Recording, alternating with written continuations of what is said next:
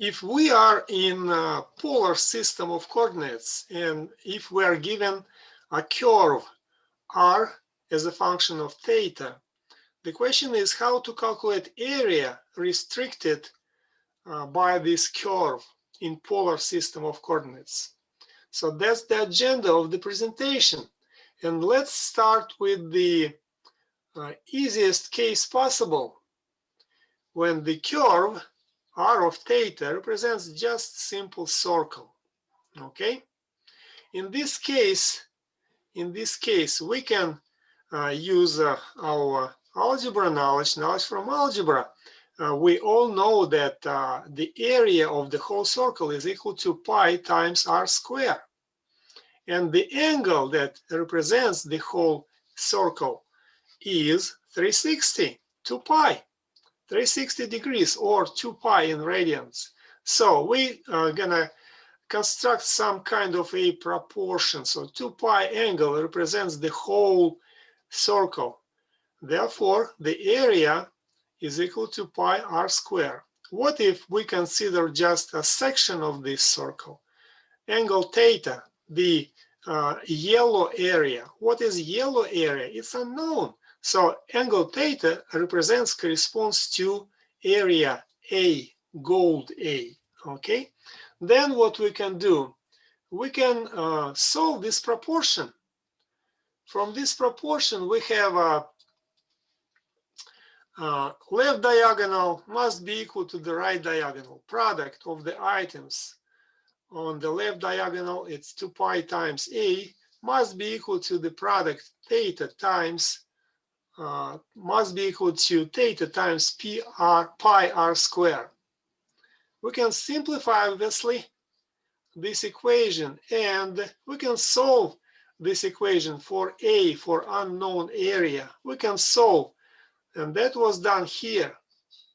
It's an equation easy to solve, and it turns out that the area of this gold section is equal to 1/2 r squared times the angle that represents this section, this sector. So we derived a formula for this simple particular case when the curve r of theta represents a circle. Now we need to generalize somehow. We need to consider any curve. And here's the picture. Okay, so now the r is function of theta, and it's red. It's not a circle, it's an arbitrary curve. And we're going to consider some lower and upper limit in terms of angle. Theta is equal to changes from alpha to beta. And the quest is to calculate area to derive this formula. And we're going to go easy way.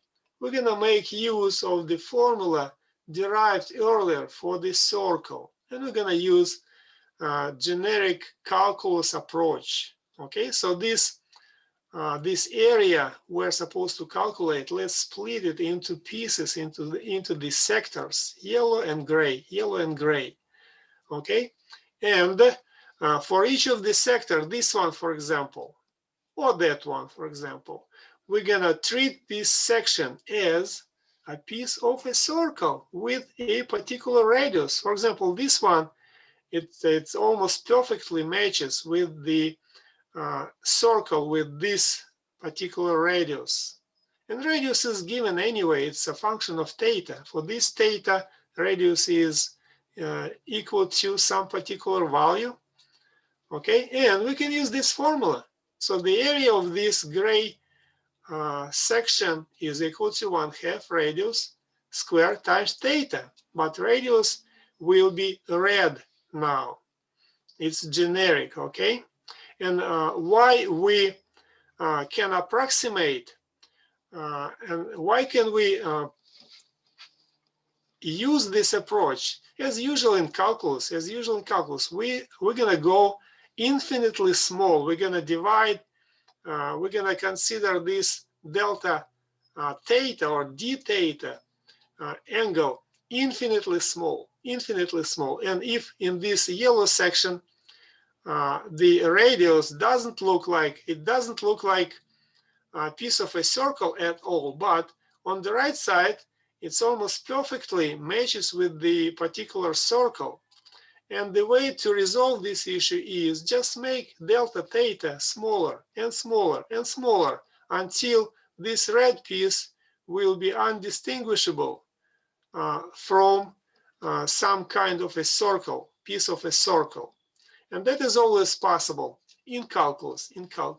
So therefore, using the previously derived formula, we can say that area of each of these sections is equal to 1/2 radius squared times theta, in our case d theta, because we split angle into infinitely small pieces. Okay, and then we need to add up all these sections. The way we do it in calculus 2 is integration. And this is it. That is it. We have derived this formula for the area restricted by a given curve in polar system of coordinates.